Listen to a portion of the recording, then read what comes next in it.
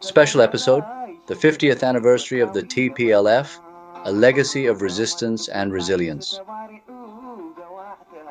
Welcome to Echoes of Resilience, the podcast that delves into the struggles, resistance, and triumphs of the Tigrayan people. I'm Fasil W., and today we mark a historic milestone, the 50th anniversary of the Tigray People's Liberation Front, TPLF. For half a century, the TPLF has been at the forefront of Tigray's quest for political and economic autonomy, dignity, and justice. From its humble beginnings in the mountains of Dedebit in 1975 to leading the overthrow of a brutal dictatorship in 1991, governing Ethiopia for nearly 3 decades, and defending Tigray in recent conflicts, the TPLF's history is one of struggle, sacrifice, and survival. But how should we remember this legacy? What lessons can we take from the past 50 years, and what does the future hold for Tigray? In this episode, we will explore the origins of the TPLF and its founding principles, major victories and challenges over the last 5 decades, the impact of the TPLF on Tigray and Ethiopia, reflections from Tigrayans on the movement, its strengths, flaws, and future. The road ahead, what comes next for Tigray, and the struggle for political and economic autonomy. This is more than just history.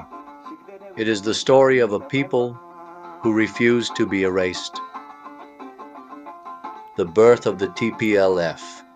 A revolution begins 1975 to 1991. Why was the TPLF formed? The TPLF was founded on February 18, 1975 in Dedebit, Tigray, during a time of systemic marginalization, economic deprivation, and state-sponsored repression under successive Ethiopian regimes. At the time, Ethiopia was ruled by the Derg, a brutal military junta led by Mengistu Haile Mariam, which unleashed the infamous Red Terror campaign, leading to the deaths of tens of thousands. For Tigrayans, this was another chapter in a long history of suffering, as they had already endured feudal land systems under Haile Selassie and now faced forced conscription into a war they never supported. The early struggles of the TPLF. The TPLF began as a small band of fighters with limited resources and a vision for liberation. Unlike other Ethiopian opposition groups, the TPLF built its foundation among the peasantry, recognizing that true liberation would only come if rural communities were at the center of the struggle. Over time, the TPLF became one of Africa's most disciplined and organized liberation movements. John Young, a scholar who extensively studied the TPLF, noted that compared to similar liberation movements in Africa, the TPLF was unique in its grassroots approach. While many revolutionary movements relied heavily on external support and urban intellectual elites, the TPLF embedded itself deeply within Tigrayan society. The movement focused on mobilizing peasants, building parallel governance structures in liberated areas, and fostering a culture of self-reliance. Unlike movements such as the Eritrean People's Liberation Front, EPLF, or the African National Congress, ANC, which had significant external support and diaspora networks, the TPLF developed its strategies with minimal outside assistance. It established underground schools, healthcare systems, and agricultural programs in liberated territories, ensuring that governance and military strategies worked hand in hand. This emphasis on self-sufficiency and disciplined organization played a significant role in the movement's longevity and ultimate success. The TPLF in power, achievements and challenges, 1991 to 2018. Rebuilding a nation. Following the fall of the Derg, the TPLF played a pivotal role in Ethiopia's reconstruction, spearheading economic and political reforms. One of its most defining policies was the introduction of ethnic federalism, which was enshrined in the 1995 Ethiopian Constitution. This system granted constitutional autonomy to Ethiopia's diverse ethnic groups, allowing regions to govern themselves, elect local administrations, and even hold referendums for secession. During this period, Ethiopia experienced significant changes. Rapid economic growth, making it one of Africa's fastest-growing economies. Expansion of infrastructure, including roads, schools, and hospitals. The establishment of universities and industrial projects that improved access to education and employment opportunities. However, this era was also marked by growing discontent and criticism. Some argued that ethnic federalism, while providing a degree of autonomy, was used by the ruling coalition, the Ethiopian People's Revolutionary Democratic Front, EPRDF, as a tool for consolidating power and controlling dissent. Opposition forces accused the TPLF-led EPRDF of using divide-and-rule tactics, fostering ethnic tensions rather than fostering unity. Internally, the party leadership faced increasing scrutiny. Critics contended that corruption and cronyism had weakened the TPLF's core values. Leadership succession was increasingly based on patronage rather than merit, leading the party to drift further away from its grassroots support base, the people of Tigray. As internal party dynamics eroded accountability, frustrations grew, leading to protests and growing opposition to TPLF dominance within Ethiopia. By 2018, amid widespread protests and political turmoil, the TPLF lost its dominant position within the federal government.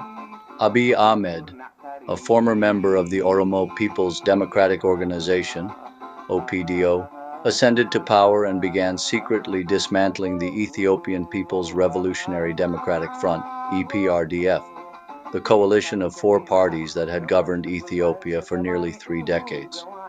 His administration worked to centralize power, gradually eroding the ethnic federalist structure that the TPLF had championed.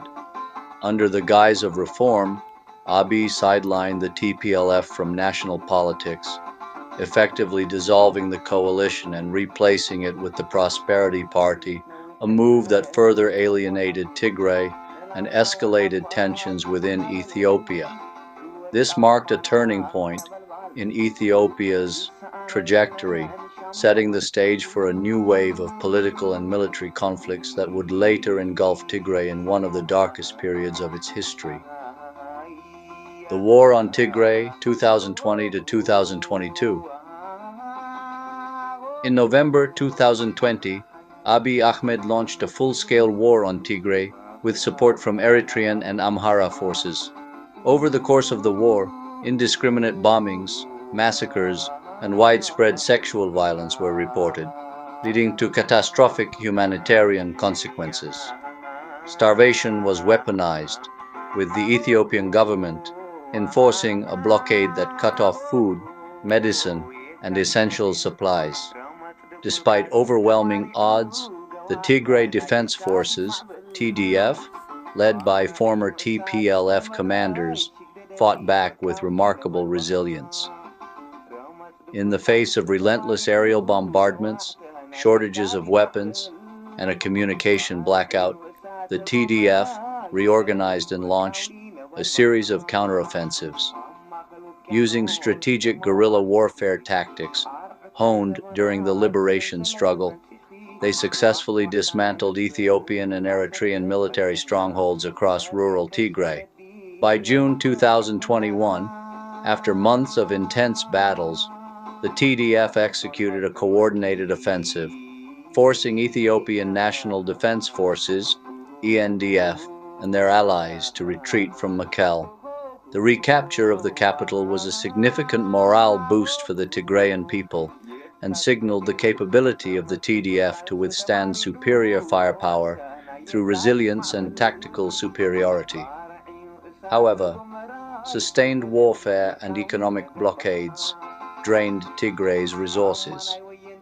The Pretoria Agreement, 2022, ended active combat, but critical issues remained unresolved, including the occupation of Tigrayan territories and the suffering of displaced populations. Even after the ceasefire, Tigray remains economically devastated, politically uncertain, and grappling with ongoing humanitarian challenges. The struggle for justice, accountability, and long-term stability continues. The future of Tigray, political maneuvers, and the path to self-determination. The Pretoria Peace Agreement, an uneasy truce. While the agreement stopped active military conflict, key provisions have either been delayed or ignored. The most critical issues include lack of full withdrawal of Eritrean and Amhara forces, economic blockade limiting humanitarian aid and international funding, political fragmentation within Tigray, as Abiy Ahmed attempts to weaken its leadership. The historic 14th General Assembly, a turning point. The 14th General Assembly of the TPLF was a defining moment that restructured leadership, incorporating war veterans and grassroots organizers, expanded political participation, reinforcing democratic legitimacy, reaffirmed Tigray's right to political and economic autonomy, paved the way for the current realignment among the TPLF, TDF, Tigray Defense Forces, and the people of Tigray. This realignment created a significant dynamic that favors the people of Tigray to represent themselves from a position of unity. This realignment between the TPLF, TDF, and grassroots movements signals a renewed unified resistance against external manipulation.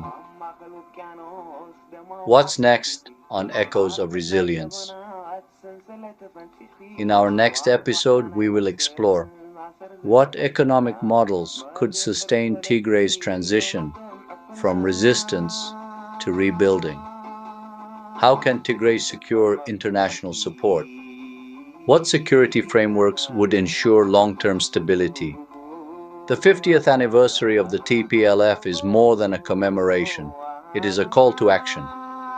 The road ahead is uncertain, but history has shown that the spirit of resistance cannot be crushed. Until next time, this is Echoes of Resilience.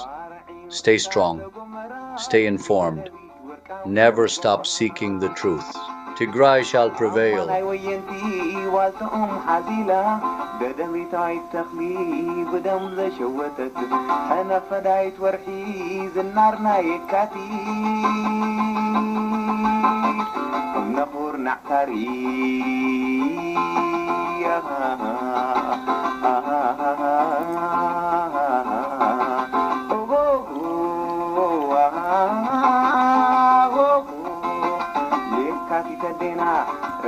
تقول قاس تبارعو قواحتا نايكاتيت معبل بارعيو اسات قمرا شكد دبيت والقاوي نبلبا